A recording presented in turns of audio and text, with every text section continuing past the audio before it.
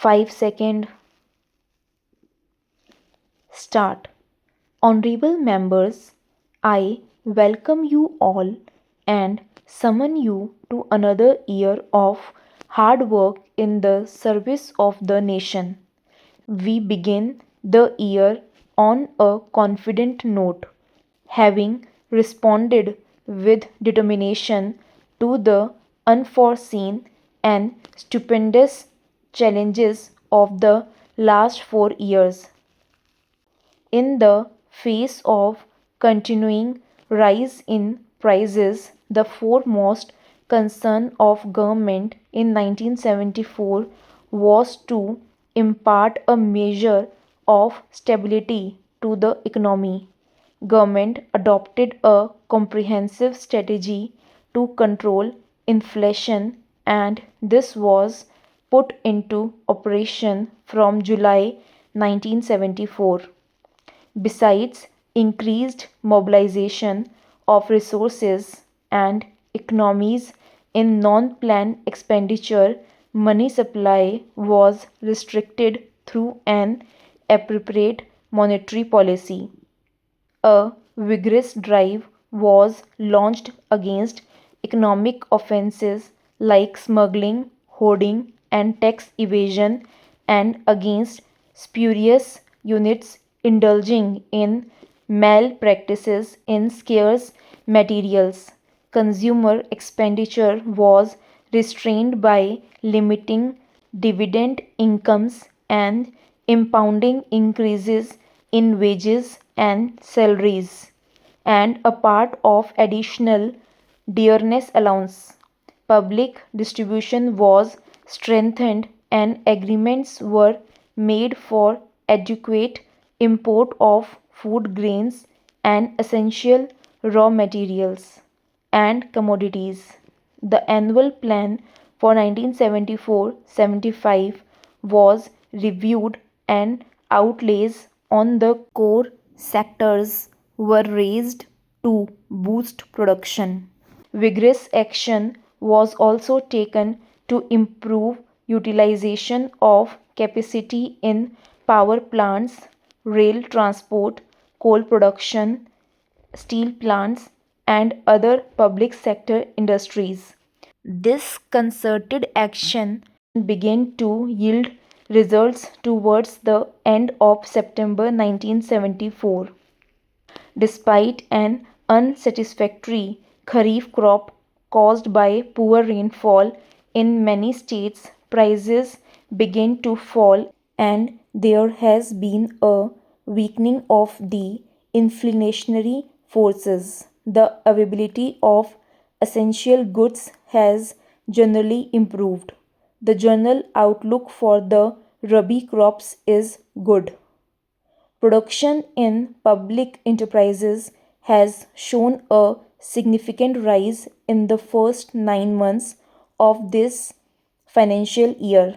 14% more electricity is being produced by thermal plants, and improvement of 34% in the production of power by DVC plants merits special mention. Since shortage of power still persists in a number of states, high priority is being given to the completion of power projects. About 2 million kilowatt of power capacity is being added in 1974-75 and another 3 million in the coming year. 10 million tons more coal will be produced this year. The production is going up. Public sector engineering industries are doing remarkably well. More railway wagons are being moved daily. I congratulate workers, farmers, and other sections of the people for the determination, courage, and identity with national purpose shown by them in supporting the government's program of economic stabilization. Government is aware that there is no room for complacency as there are still sizable imbalances between supply and demand in several important sectors of the economy.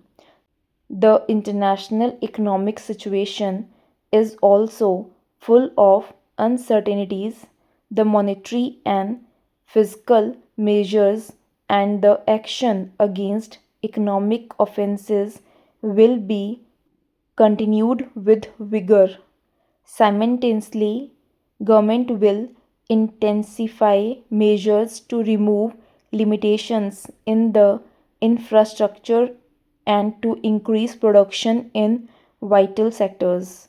In the international sphere, we shall continue to work for the evolution of a just and viable economic order in cooperation with developing countries as well as developed countries which have shown understanding of our problems. We have been hit hard by the sudden and large increase in the prices of oil, food, and fertilizers. Articles of common consumption have been affected, and great hardship has been caused to the people.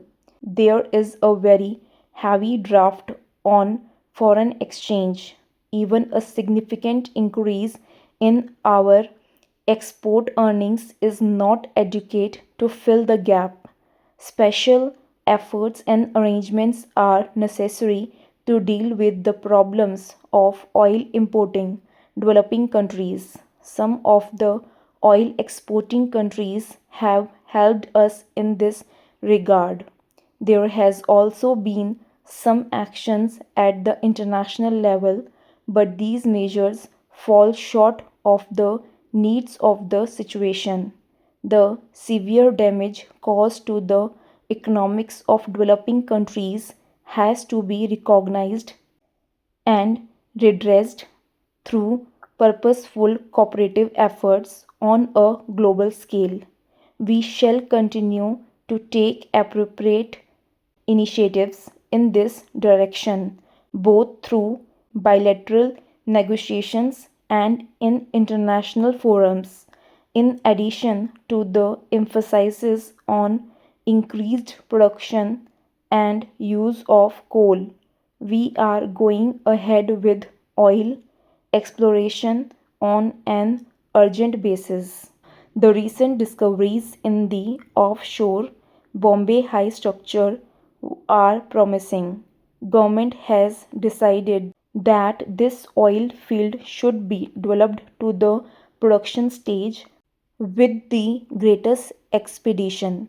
It is being planned that the first stage of production should begin in 1976 and that in another 4 years the production from this area should go up to 10 million tons. The future outlook for production of oil from offshore and onshore area is reassuring.